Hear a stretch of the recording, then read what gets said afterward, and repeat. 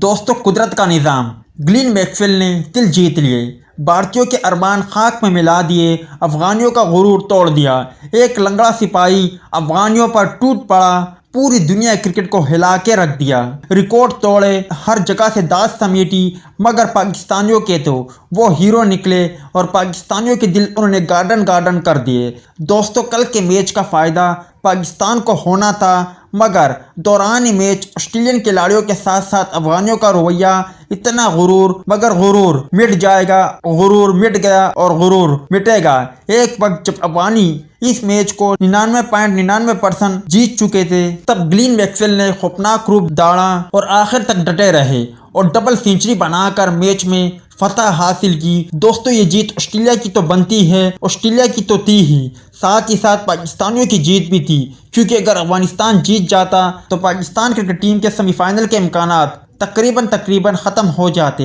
مگر آسٹریلیا کی جیت کے ساتھ ہی پاکستان کے امکانات بھی روشن ہو گئے اور انڈین بھی چاہتے تھے کہ افغانستان کی ٹیم جیت جائے۔ خیر، میچ کے بعد نمک حرامی کی انتہا ہو گئی جب افغانی کھلاڑیوں نے ٹویٹر اور انسٹاگرام پر پوسٹ کی کہ یہ میچ تو ایک پریکٹس میچ تھا، ODI ورلڈ کپ میں پاکستان کے خلاف جیت حاصل کر کے ہم نے ورلڈ کپ جیت لیا تھا۔